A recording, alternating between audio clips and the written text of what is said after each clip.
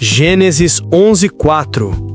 E disseram: edifiquemos para nós uma cidade e uma torre, cujo cume toque nos céus, e façamo-nos um nome, para que não sejamos espalhados sobre a face de toda a terra. Quando o homem tenta alcançar o céu por suas próprias forças, Deus intervém, não para destruí-lo, mas para salvá-lo de si mesmo. Bem-vindo ao canal da Palavra à Revelação. Hoje, vamos mergulhar em um dos capítulos mais simbólicos e atuais das Escrituras, a história da Torre de Babel. Uma história sobre orgulho, unidade sem propósito divino e a intervenção de Deus para restaurar a ordem espiritual. O que realmente aconteceu naquela torre? Por que Deus confundiu as línguas? E o que essa passagem tem a nos ensinar hoje, em um mundo que também busca se elevar sem Deus? Fique até o final, porque esta mensagem vai abrir os seus olhos para o verdadeiro motivo pelo qual Deus, às vezes, confunde os nossos planos. Após o dilúvio, Noé e sua família foram abençoados com uma nova oportunidade. Gênesis 9:1 diz: E Deus abençoou Noé e seus filhos, e disse-lhes: frutificai e multiplicai-vos, e enchei a terra. A ordem era clara: espalhar-se e repovoar a terra.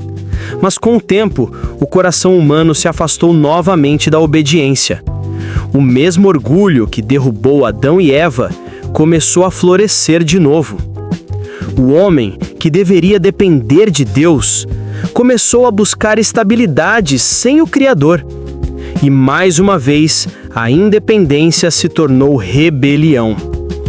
Gênesis 11:2 diz: E aconteceu que, partindo eles do Oriente, acharam um vale na terra de Sinar e habitaram ali. Eles encontraram um lugar fértil, próspero e confortável.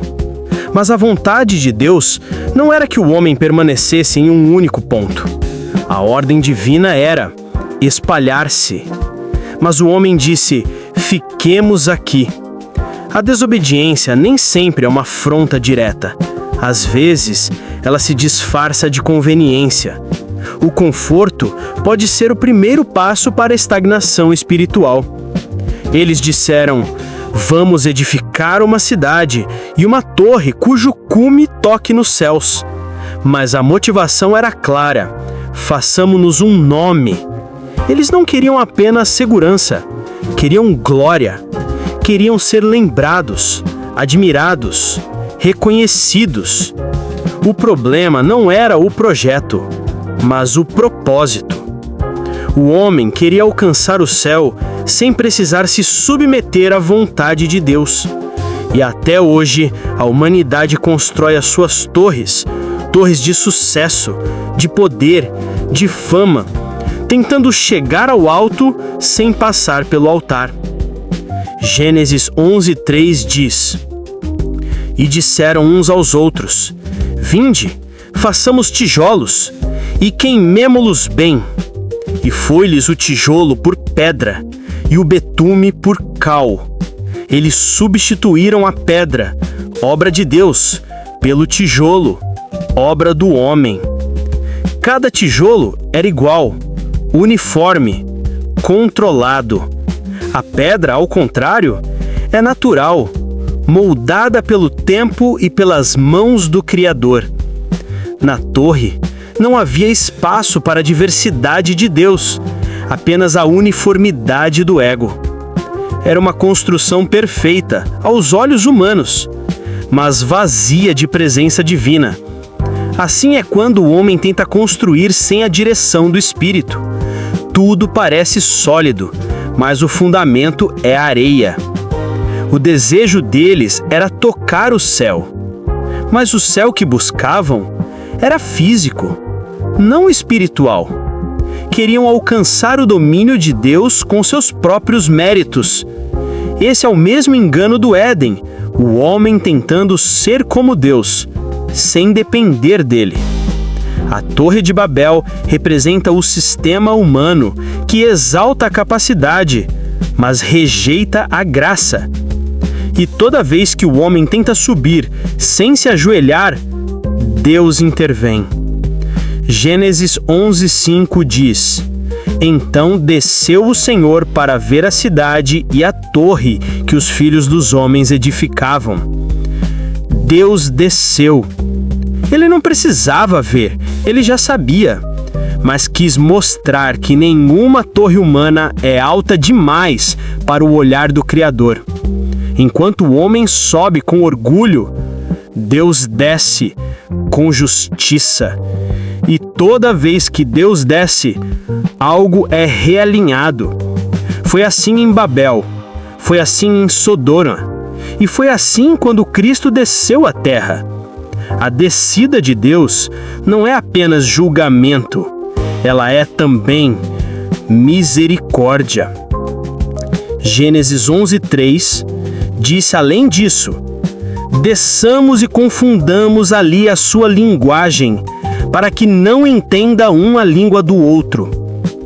Deus não destruiu Babel com fogo ou com pragas. Ele apenas confundiu. A confusão foi o meio de impedir que o homem se autodestruísse. Às vezes, Deus também confunde os nossos planos, não para nos punir, mas para nos proteger.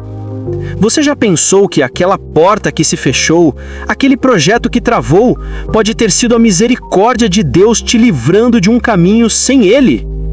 A confusão foi graça disfarçada. Depois da confusão, os povos se espalharam. O plano de Deus, que era a multiplicação da humanidade sobre a terra, finalmente se cumpriu, mesmo que à força.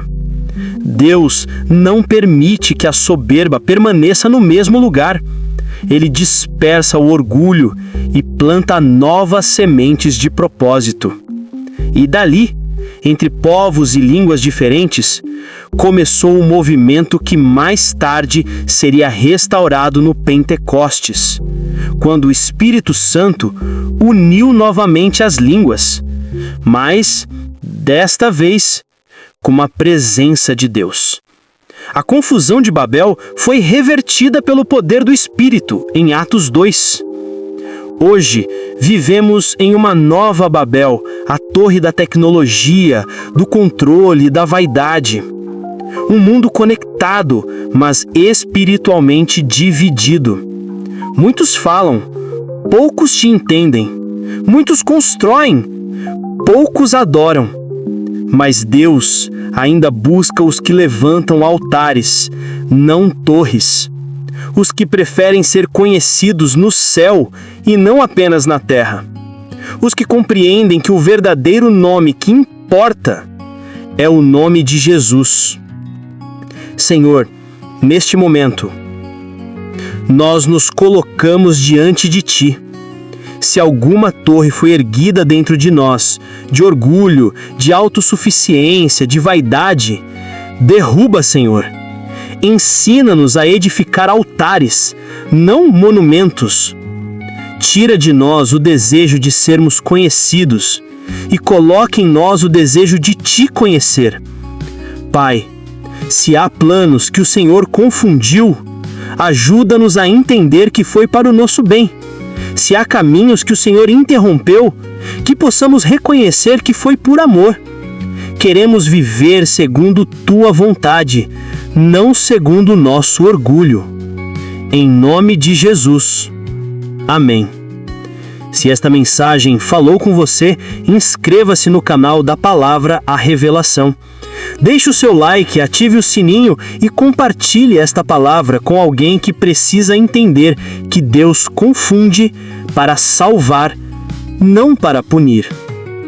Até o próximo vídeo, onde continuaremos descobrindo os mistérios da palavra e as revelações que transformam a vida.